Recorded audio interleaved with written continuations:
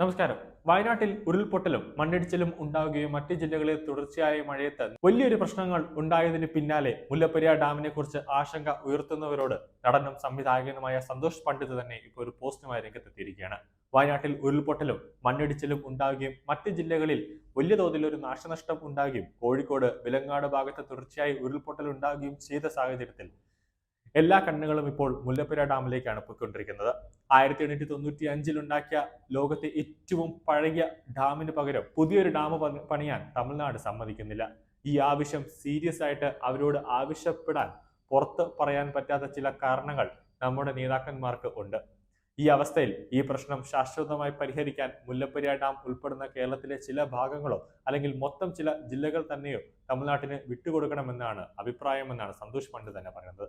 കേരളത്തിലെ ജനങ്ങളുടെ സുരക്ഷയ്ക്കും പുതിയ ഡാം പണിയാൻ ഇതാണ് ഏക പരിഹാരം.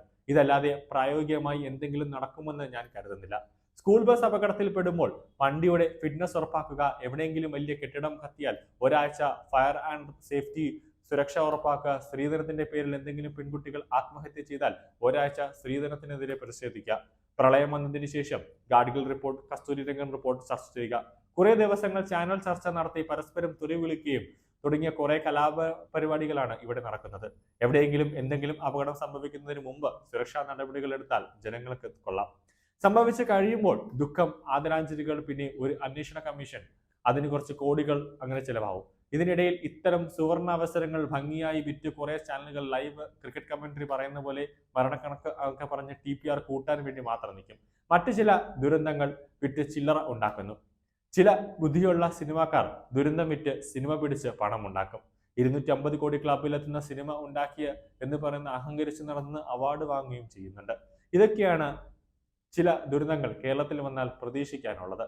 ലോകത്തിലെ ഏത് കോണിലുള്ളവരും യുദ്ധം വന്നാലും പട്ടിണി വന്നാലും മറ്റ് എന്ത് ദുരന്തം വന്നാലും സേവ് എന്ന് ചെയ്യാൻ കഷ്ടപ്പെട്ട് നടക്കുന്ന പ്രബുദ്ധരായ മലയാളികൾ ഇനിയെങ്കിലും സ്വയം സേവ് ചെയ്യാൻ ശ്രമിക്കേണ്ട സമയം അതിക്രമിച്ചിരിക്കുന്നു. കേരളത്തിൽ ജനങ്ങൾക്ക് സുരക്ഷയും തമിഴ്നാടിന് വെള്ളവും കിട്ടുവാൻ പുതിയ ഡാം ഉടനെ പണിയുമെന്ന് കരുതാം. കൂടെ പശ്ചിമഘട്ടം സുരക്ഷിതമാക്കാൻ ശ്രദ്ധിക്കുക. കേരളത്തിൽ എത്രയോ മേഖലയിൽ ഹോട്ട്സ്പോട്ട് ആണെന്ന് ഗാഡ്ഗിൽ റിപ്പോർട്ട് പറഞ്ഞിട്ടുണ്ട് എന്നാണ് വ്യക്തമാക്കുന്നത്.